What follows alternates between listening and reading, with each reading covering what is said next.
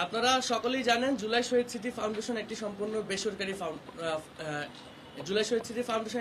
বেসরকারি একটি সংস্থা এবং বেসরকারিভাবে জুলাই আগস্টের গণঅভ্যুত্থানে যারা আহত হয়েছে এবং যাদের শহীদ পরিবার রয়েছে তাদের জন্য এই ফাউন্ডেশনটি কাজ করে যাচ্ছে। শুধুমাত্র আহত এবং শহীদদেরকে নিয়েই নয়, এই জুলাই আগস্ট গণ অভ্যুত্থানের যে স্মৃতিগুলো আছে সেগুলো যাতে মানুষের মাঝে বেঁচে থাকে সেগুলো নিয়েও কাজ করা এই জুলাই শহীদ স্মৃতি ফাউন্ডেশনের একটি অন্যতম কাজ। আপনারা জানেন জুলাই শহীদ স্মৃতি ফাউন্ডেশনের বাইরেও ইতিমধ্যেই সরকার থেকে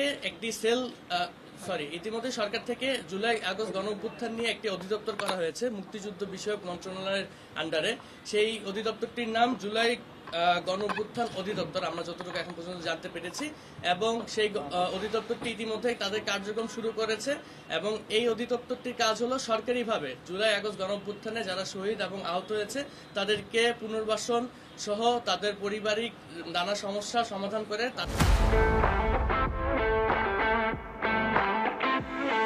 তাদেরকে নিয়ে কাজ করা এই অধিদপ্তরের কাজ।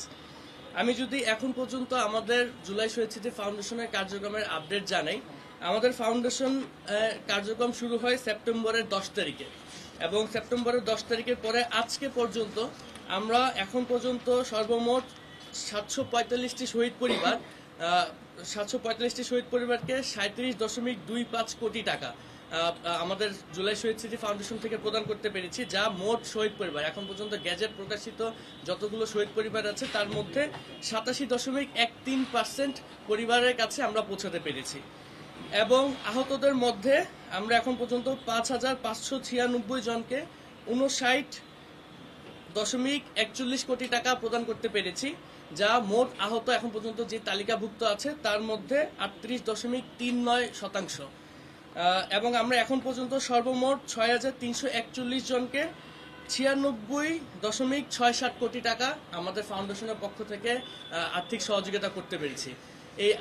এককালীন আর্থিক সহযোগিতা ব্যতীত জুলাই শহীদ স্মৃতি ফাউন্ডেশন থেকে আরো নানামুখী কার্যক্রম ইতিমধ্যে গ্রহণ করা হয়েছে।